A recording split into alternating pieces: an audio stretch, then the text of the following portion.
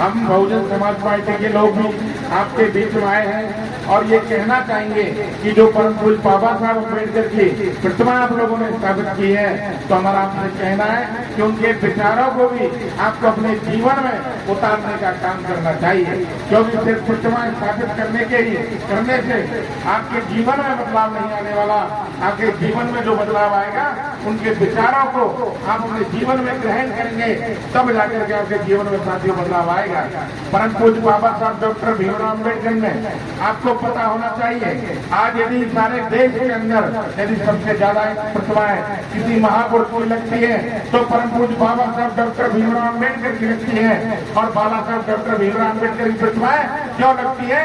क्योंकि देश के अंदर देखो सबसे बड़ा त्याग हमारे लिए किया है तो परम पूज्य बाबा साहब डॉक्टर भीमराव अम्बेडकर ने किया है।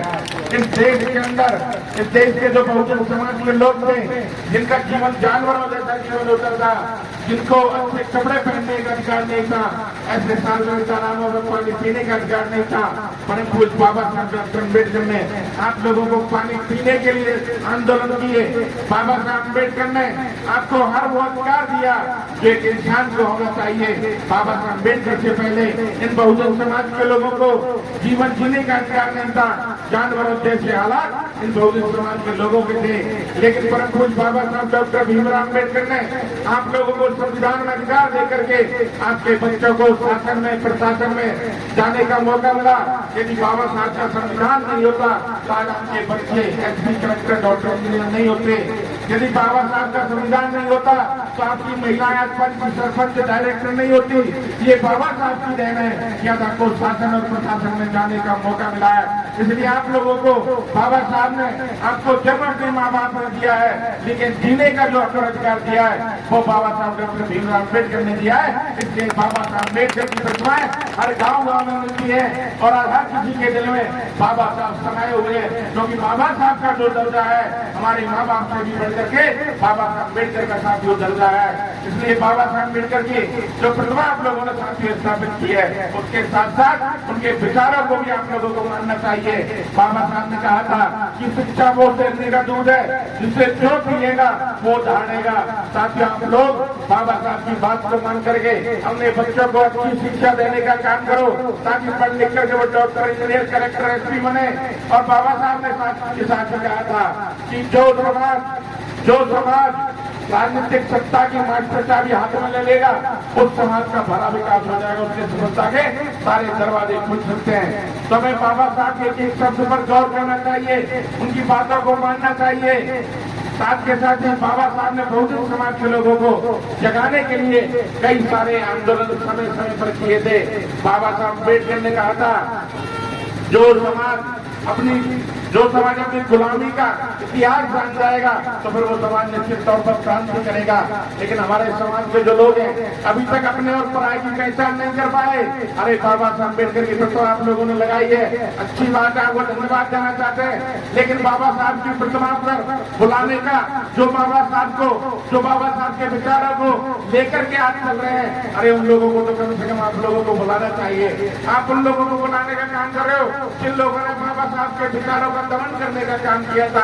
आपको कहना चाहता हूँ, बाबा साहब अम्बेडकर हमारे महापुरुष हैं, हमारे दिल में उनका सबसे बड़ा दर्जा है। लेकिन ऐसा महापुरुष जिसको कांग्रेस पार्टी के लोगों ने 2 बार सदन में नहीं पहुंचने दिया, 1952 में चौवन का चुनाव हराया था।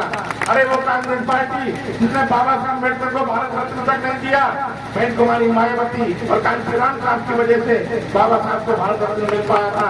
अरे वो कांग्रेस पार्टी जिसने बाबा साहब अम्बेडकर आपके हकों के लिए जज साइमन कमीशन के समक्ष अपनी बातें रख रहे थे, समाज के हालात रख रहे थे, तो कांग्रेस पार्टी ने रोकने का काम किया।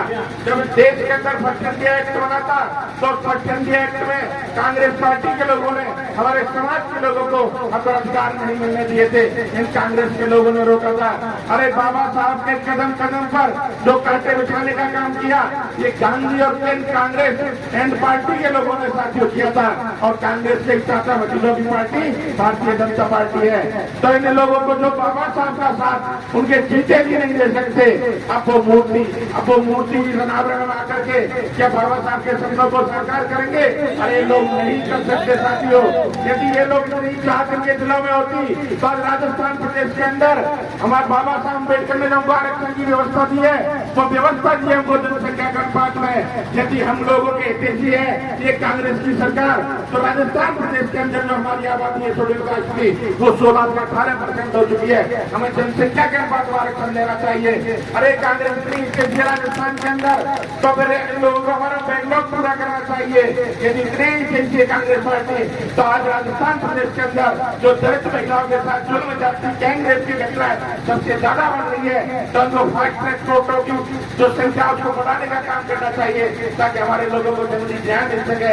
लेकिन ऐसा कोई भी काम कांग्रेस पार्टी ने साथियों नहीं किया। अरे वोट तुम लोगों ने दिया झूठे दाशों में आकर के, आप लोगों ने कर्ज माफी के चक्कर में वोट दिया, लेकिन आज कांग्रेस की सरकार आप लोग इन गरीबों के वोटों से बनी है। लेकिन सरकार चलाने वाले जो 3-4 लोग हैं, क्या आपका भाई बंद भविष्य में बैठता है? सिर्फ 3-4 लोग सरकार चलाते हैं। सीपी जोशी चलाता है, प्रताप सिंह खाचरियावाल चलाता है, शांति धारीवाल चलाता है। अरे दलित SC ST OBC के लोगों में से कौन है जो उसमें बैठता है? कोई भी नहीं बैठता। ये भाजपा और कांग्रेस दोनों एक ही पार्टी है और इन पार्टियों से जब तक आप लोग मुक्ति नहीं पाओगे बाबा साहब का सपना साकार नहीं हो सकता।